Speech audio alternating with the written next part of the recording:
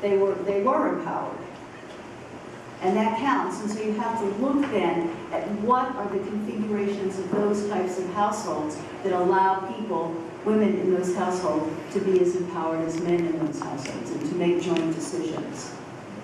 And you know, how can that be worked out? I mean, they've done it for each one of these: production, resources, leadership, time, and they're trying to do it in locale-specific areas to come up with the variation within an area. I have spent a lot of time trying to get people to look at wealth levels within the same area, because the poorer farmers can't use the same technologies that the richer ones can do and so forth. But there are a lot of places where culture is formed, but I like the idea of culture forming, and women are empowered, but only some in some households. See, you see how variable it is.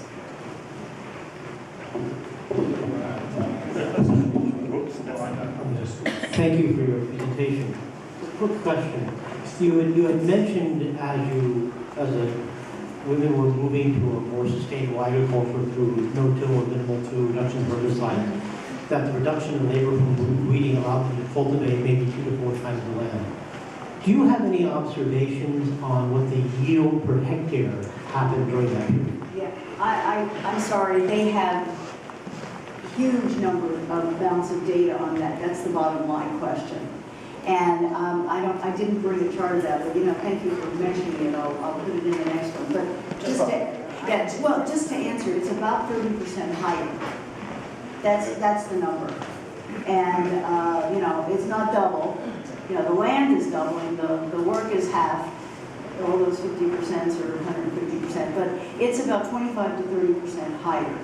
But it has reduced that drudgery part, and it has saved on the income part in terms of not having to pay for the services. And it is, Cambodia, they were just, herbicides, unbelievable applications. So that's been reduced, but it's about 25 to 30%. Thank you. That's it. I'll just add that there's a longitudinal fertility of the soil component to this, then that's year 1 data. So it could be 50% by year 5 or 6. That's, I want to emphasize a comment that Sandy Hassing made, because that's one of the purposes that I saw when I organized this, and when I also gave a talk at the World Parliament of Religions on this winter. The issue of the charitable, religiously based charitable organizations, NGOs, that are providing food, do a really good job of providing food in hunger, starvation issues, but do not necessarily do anything else. And there needs to be a revolutionary change, and it's up to us to figure out how to articulate our statement to make sure that that word gets across, because that's a key theme that I think is there that needs to be done. And I would just emphasize that there are many other things, but I'm looking at the people in line. I don't want to make any other comment other than everybody has to make a small thing. I'm only suggesting we're going to be dealing with waste as well, so I'm going to carry my waste. Since there's no way to recycle it here, I'm going to carry it to the lunchroom and make sure it gets deposited. But I'll make sure also something comes for the waste in this room as well.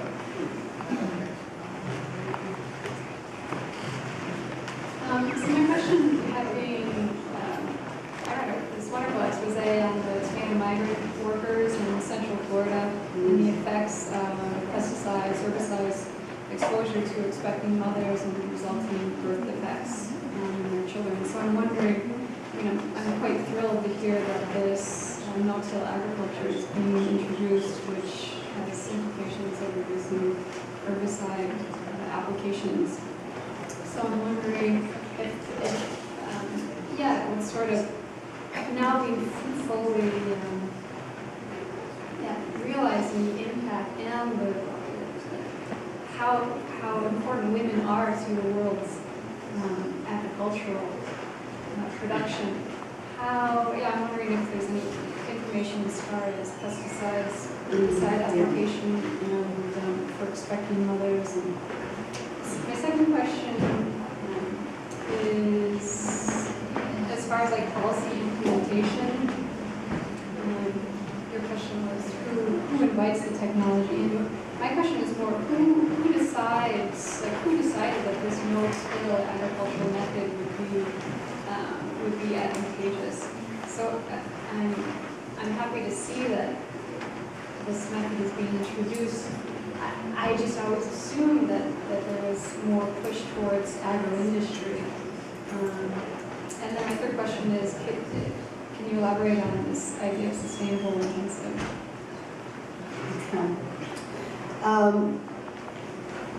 By the way, this is probably going to merge with integrated pest management as part of the sustainable intensification, so let me just take that part first. That whole business with the pesticides and herbicides and so forth are probably going to be taken care of, in the moving forward very quickly. I don't want to oversell this technology. It's an example. It's used illustratively here. Because, for example, those women in Cambodia and the men, they had to have at least 5 acres of land to be participants because they had already done the research. And here, this is a clue for faith-based development. They had done the research through time and cost analysis and work with farmers to find out that farmers who were just learning the technology had to have enough land to leave that as their base for income, just in case the new technology wouldn't work. They had tried some of these things with farmers who had, were not capacitated well, and if it didn't work, it just ruined it for everybody and for the whole setup. So they had to be careful. The drip irrigation was a group, and so they were buffered, and it was experimental. They were learning. That's a different thing. So I don't want to oversell it. Who decided? Well, this project at the very beginning, the first 5 years, there are actually it's a consortium of about 7, 8, 10 projects, and this is one of them, and one we're going at legumes, and one we're going at livestock, but this was the agriculture one in general. And they are constrained by governments, in this case the U.S. government. All governments have figured out which countries they want to work with and why. The Germans, for example, wanted to do stuff in Ethiopia for a while because of the Berlin Wall and the unification of the country, and the Eritrea and Ethiopia were in because of that political process that had been gone through in other places and so forth. There's all kinds of reasons why they choose countries to work in. When the Russians were in Somalia, well, we were in Ethiopia and vice versa, and goes on and on. But so when countries look for projects, they want governments that are willing to have them, number one, and they want to have an idea of some of the possibilities of what those things might be. So they do reconnaissance, and they do, pre-trips, and they do trips that are, project proposals and so forth. So it's a very complicated endeavor to put one of these together, and they are very massive. The current thinking in Washington is that these kind of projects are too small. Too small. These projects are too small. So the ones that have followed on in Haiti is a $200 million project. The one that's followed on in Cambodia is a $60 million project. And the one in Northern Ghana, there's both a $60 million, and then there's Africa Rising, which I think is going to be $150 million. So now they're even getting bigger. I think that's wrong. I think that you get so many people in the project administration and staff to administer these things that they don't do enough. These new projects, instead of doing this careful research, are all input distributions, seed packages, fertilizer packages. But in Cambodia, the $60 million harvest project, their goal was to reach 70,000 farmers by giving them seed packets. Well, that's, very nice. That's the seeds for the day, not the seeds for a lifetime, the fish for the day, not the drone fishing. And that's where the U.S. is going. I think it's, I think it's correct. And, did I answer that? Okay, so I think there's just two more. I'll be real quick. I'll make this really quick. Thank you so much for your great presentation, Anita. It reminds me why I'm still an anthropologist. That's not supposed to give it up. A quick question, in fact, that relates directly to what you were just talking about in terms of inputs. And I was wondering, regardless of the controversies that do surround this, is the use of microfinance and microloans to supply, particularly women, folks that. And I know we haven't talked about that thing, and I know it's a huge topic, but I wonder, particularly for this project, if there's anything integrating microfinance. Yeah. The project in Cambodia was a team effort actually with the French development aid. I didn't have a chance to mention that. And the French had a microcredit aspect to it. That the American project didn't have enough money for that. So the microcredit, the women were very, very concerned. They expressed their concern that the microcredit wasn't there anymore. Fortunately, they were the ones who had adopted it were farther along, and they realized the savings they would have on not having to pay for plowing, but to entice new people in. I think that's really very, very problematic. I think a lot of this is going to go away, by the way, as we move into these input distribution projects, which is now the newest phase in the American development aid. I feel like I'm back in the 50s with that one. With new and all brand new terminology. The sustainable intensification is just a new buzzword. You know, I don't see anything sustainable. And if you see packets, it's certainly not intensification. So, you know, I'm confused about why people are on that bandwagon myself, because I don't see that going anywhere. Microcredit and microloans, there's a lot written, the good, the bad, and the ugly, about it. All the women, men and women, have the same enterprise. There's no marketing, there's no technical, you know. The women repay better than men, but they have more guilt and shame. We know that from the Bangladesh and Pakistani cases, that some of our best legal minds, Chandra Dayal, which was a lawyer, has written the best article on it, about women, like the Indian farmers committing suicide. Women were saying if they, for some reason, couldn't pay back because they're so shamed, and that's why they pay back so quickly. And then, they don't care as much. But what I think is I think we've got to get the word micro and women out of the same sentence. I've thought that for years. Everything for women was micro and groups, you know, and everything for men was not micro. And it was not. We don't have men's groups doing farming. We may have men organized into cooperatives, but we don't call them men's groups. You know?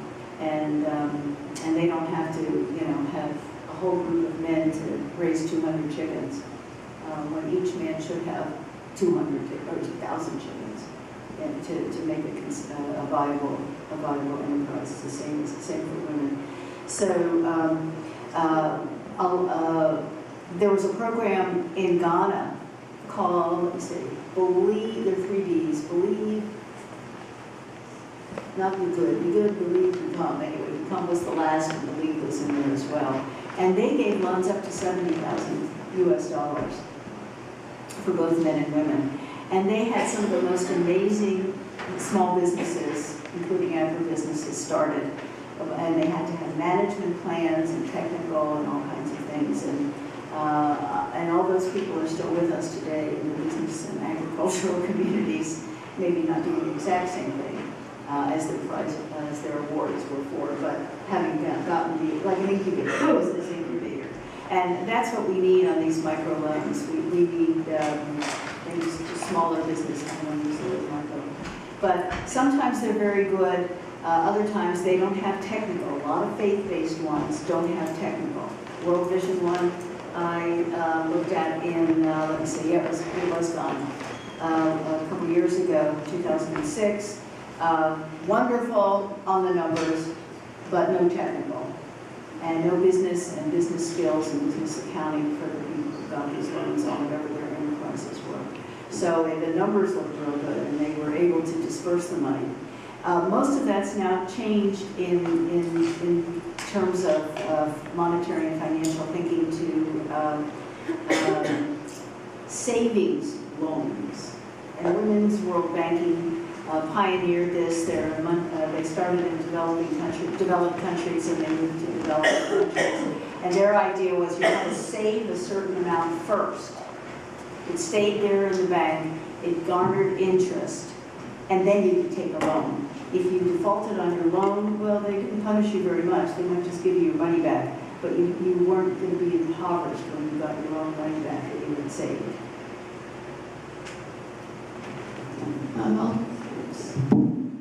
I'll keep this really quick because I know we're out of time, but I think it's a really important point, the relationship that women have to the feeding. And there's a recent case where white sweet potatoes were used, and it was the red sweet potato that would stop the vitamin A deficiency and be the difference between vitality and almost death. So the women were in charge of changing those recipes. It wasn't easy to get them to change it, but once they did, the health was attributed to them. And with corn and soybeans being two of these major crops, are the recipes adopted for the problems of digestion with the corn and the soybean, with the pellagra, with the corn, and with the indigestibility of the soybean? Are the women understanding how to cook with these foods? I'm glad you asked that question. Thank you for that question. Well, what she's talking about is yellow sweet potatoes and vitamin A. And it turns out vitamin A deficiencies are a precursor for early death in children if they are malnourished. So if their vitamin A is up, they could probably survive. But if it isn't, they're sort of double damage. Trying to get the housewife. Now listen, think of us. Which is better 10 years ago, 20 years ago, 30 years ago? Do we like brown bread? Do we like brown rice? Do we like whole wheat pasta? I think we still don't like whole wheat pasta. So the good housewife in Malawi or Zambia has to have the whitest mealie meal, the whitest cornmeal. And the whole controversy in Zambia when the yellow maize was introduced. Yellow maize actually is more of a kernel, although sometimes it's just another variety, so it doesn't. But nobody would touch it, even though people were starving. You know, people don't want rice with husks on them. Everybody wants white rice. Trying to get brown rice in Asia. This recent trip, for example, was, you know, really almost impossible. You know, everybody wants the purest, pure white flour, you know, and so forth. We've only become, you know, more whole grains and so forth. That's a very recent kind of phenomenon. And of course, that's where the extra protein and all those other things are. And of course, that was the reason for the enrichment of bread and the Wonder Bread and the whole USDA Cornell bread was, I think, the early one. So that's really critical. To try to get people to switch from white potatoes to sweet potatoes, that was a little easier sell than some of the other ones. I worked on a soybean project in Malawi, trying to get women in the country to grow soybeans and to find ways to like them. And believe me, soybeans really hardly belongs in Africa, if you want my personal opinion, as a food. It's an Asian food. People in Asia know what to do with it, whether it's miso or tempeh or how to get a cake of soy and bean, soy tofu or tofu, and all the soy sauce and all those products, edamame. People know and love that taste. I happen to be very fond of all of those products and have tried in my Malawi kitchen with helpers to try to make foods like that or ones that I thought would be good for the Malawian diet, like making scones. Everybody likes scones in Africa. Out of cookies, out of the flour. And, you know, it was an awful lot of work. You can make like a coffee, like you roast it like a coffee. You can roll it. I mean, you know, there's a million ways to leave it up or whatever it is. There's all these things you can do, but people don't like it. It's an animal feed in Africa. We like what you've said. It's an incredibly